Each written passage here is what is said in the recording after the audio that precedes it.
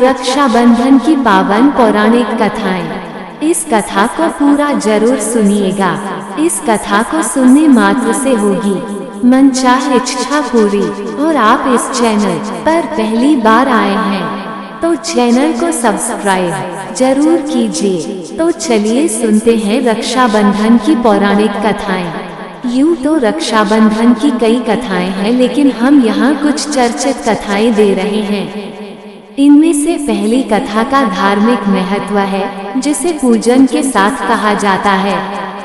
बाकी की कथाएं भाई बहन के प्रेम के प्रतीक इस अनोखे त्योहार की महत्ता से संबंधित हैं।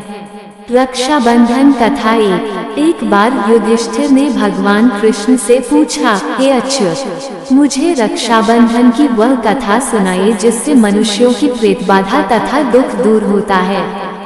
भगवान कृष्ण ने कहा, हे पांडव श्रेष्ठ, एक बार दैत्यों तथा असुरों में युद्ध छिड़ गया और यह युद्ध लगातार 12 वर्षों तक चलता रहा। असुरों ने देवताओं को पराजित करके उनके प्रतिनिधि इंद्र को भी पराजित कर दिया। ऐसी दशा में देवताओं सहित इंद्र अमरावती चले गए। उधर विजेता दैत्यराज ने तीनों लोकों को अपने वश में कर लिया। उसने राजपद से घोषित कर दिया कि इंद्रदेव सभा में न आए तथा देवता व मनुष्य यज्ञ कर्म न करें। सभी लोग मेरी पूजा करें। दैत्यराज की इस आज्ञा से यज्ञ, वेद, पठन पाठन तथा उत्सव आदि समाप्त हो गए। धर्म के नाश से देवताओं का बल घटने लगा। ये देख इंद्र अपने गुरु बृहस्पति के पास गए तथा उनके चरणों में गिरकर निवेदन करने लगे, गुरुवर, ऐसी दशा में परिस्थितियां कहती हैं कि मुझे यही प्राण देने होंगे। न तो मैं भाग ही सकता हूँ और न ही युद्ध भूमि में टिक सकता हूँ। कोई उपाय बताइए। बृहस्पति ने इंद्र की वेदना सुनकर उसे रक्षा विधान करने को कहा। श्रावण पूर्णिमा को प्रातःकाल निम्न मंत्र से रक्षा विधान संपन्न किया गया। यन बधो बलिराजा दानवेन्द्रो महाबला तेन त्वाम्भिवदनामि रक्षे माचला।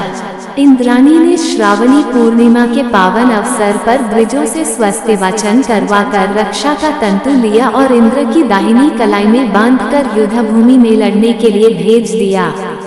रक्षाबंधन के प्रभाव से दैत्य भाग खड़े हुए और इंद्र की विजय हुई। राखी बांधने की प्रथा का सूत्रपात यही से होता है। रक्षाबंधन कथा 2। भारतीय इतिहास के अनुसार मुसलमान शासक भी रक्षाबंधन की धर्म भावना पर न्योछावर थे। जहांगीर ने एक राजपूत स्त्री का रक्षा सूत्र पाकर समाज को विशिष्ट आदर्श प्रदान किया। इस संदर्भ में पन्ना की राखी विशेषता उल्लेखनीय है। एक बार राजस्थान की 2 रियासतों में गंभीर कलह चल रहा था। एक रियासत पर मुगलों ने आक्रमण कर दिया। अवसर पाकर दूसरी रियासत वाले राजपूत मुगलों का साथ देने के लिए सैन्य सज्जा कर रहे थे।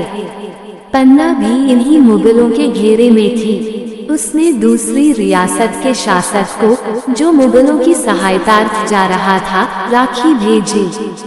राखी पाते ही उसने उल्टे मुगलों पर आक्रमण कर दिया।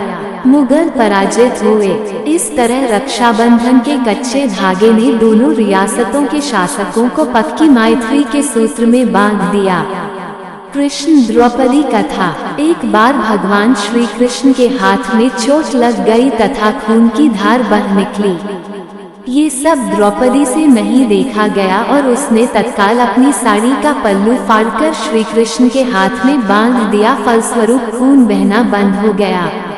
कुछ समय पश्चात जब दुशासन ने द्रौपदी की चीरहरण किया, तब श्री कृष्ण ने चीर बढ़ाकर इस बंधन का उपकार चुकाया। ये प्रसंग भी रक्षाबंधन की महत्ता प्रतिपादित करता है। हुमायूं कर्णावती कथा। मध्यकालीन इतिहास की घटना है। चित्तौड़ की हिंदू रानी कर्णावती ने दिल्ली के मुगल बादशाह हुमायूं को अपना भाई मानकर उनके पास राखी भेजी थी। हुमायूं ने रानी कर्णावती की राखी स्वीकार की और समय आने पर रानी के सम्मान की रक्षा के लिए गुजरात के बादशाह से युद्ध किया। वीडियो को लाइक, कमेंट और शेयर कीजिए और डेली इसी प्रकार की भक्ति से जुड़ी कथा देखने सुनने के लिए हमारे YouTube चैनल को सब्सक्राइब जरूर कीजिए।